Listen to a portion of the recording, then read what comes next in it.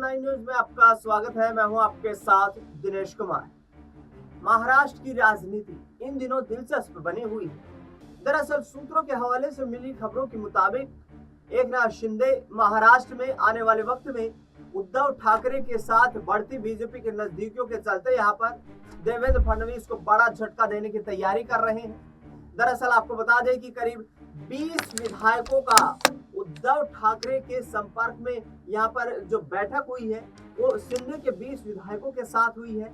और खबर ये भी सामने आई है कि एकनाथ शिंदे जो है वो बीजेपी की कार्यशैली से खुश नजर नहीं आ रहे।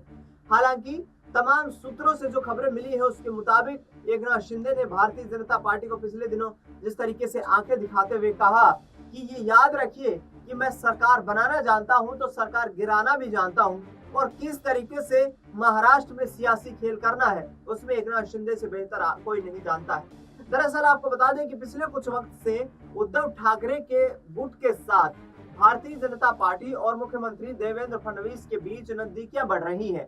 पिछले दिनों जिस तरीके से शरद पवार गुट के तमाम सांसदों के साथ और शरद पवार के साथ प्रधानमंत्री नरेंद्र मोदी ने जो मुलाकात की उसके बाद लगातार सवाल ये उठ रहे हैं कि क्या अब आने वाले वक्त में शरद पवार को भी यहाँ एनडीए गठबंधन में शामिल करने की रणनीति बना रहे हैं प्रधानमंत्री नरेंद्र मोदी।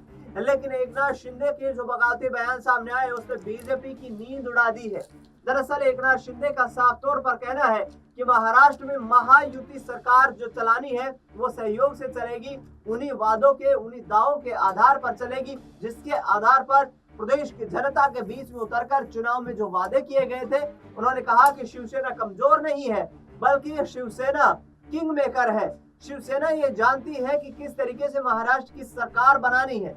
उद्धव ठाकरे के बयान सुनकर के कहीं ना कहीं देवेंद्र फडणवीस के होश फाख्ता हो गए हैं और लगातार अब सवाल ये खड़ा हो रहा है कि क्या एकनाथ शिंदे सरकार के साथ बने रहेंगे, क्योंकि लगातार जो बयानबाजियां उनके सांसदों की तरफ से सामने आ रही है, जो बयानबाजियां खुद एकनाथ शिंदे की तरफ से सामने आई, जो उनके प्रवक्ताओं की तरफ से सामने आ रही है, वो इस बात के संकेत दे रहा है कि एकनाथ शिंदे चाहे डिप्टी चीफ मिनिस्टर महाराष्ट्र में है, मुख्यमंत्री की कुर्सी उनके हाथ से निकल चुकी है, लेकिन नहीं चाहते हैं कि आने वाले वक्त में महाराष्ट्र की राजनीति में शिवसेना एकनाथ शिंदे गुट कमजोर होता हुआ नजर आए।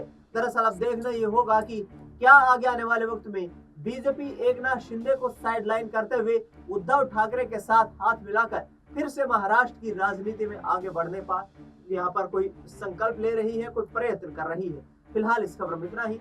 देश दुनिया से जुड़ी तमाम बड़ी खबरों के लिए देखते रहिए SPN9।